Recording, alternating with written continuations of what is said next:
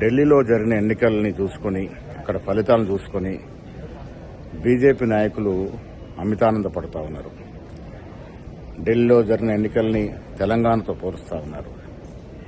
తెలంగాణ రాజకీయ రంగంలో ఎప్పటికి కూడా బీజేపీ అధికారంలోకి వచ్చేటువంటి అవకాశమే లేదు.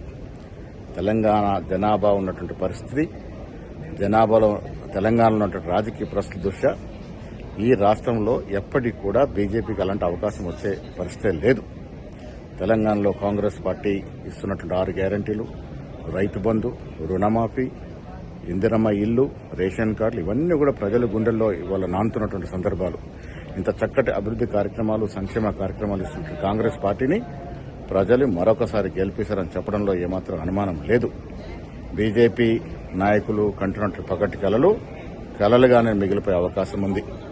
ఇక కేటీఆర్ పరిస్థితి బీజేపీని అభినందించలేక లోపట ఆనందపడుతూ ఆయనకైన ఊహాలోకంలో మాట్లాడుతూ ఉన్నాడు. కేటీఆర్ శకం ఈ రాష్ట్రంలో ముగిసింది. కాంగ్రెస్ పార్టీ ఇస్తున్నటువంటి సంక్షేమ అభివృద్ది ఫలాలు వచ్చే ఎన్నికల్లో కూడా మళ్లీ కాంగ్రెస్ పార్టీని అధికారంలోకి తీసుకొస్తాయి. ఇదే మాదిరిగా దేశవ్యాప్తంగా కూడా రాను రోజుల్లో కాంగ్రెస్ పార్టీ పుంజుకుంటుందని చెప్పడానికి ఏమాత్రం అతిశయోక్తి కాదు. రాష్ట్రంలో ఉన్నటువంటి పరిస్థితులు, ఢిల్లీలో ఉన్నటువంటి పరిస్థితులు వేరు. దక్షిణ భారతంలో కర్ణాటక గాని తెలంగాణని కాంగ్రెస్ పార్టీని ఆదరించినారు, భవిష్యత్తులో ఆదరిస్తారు.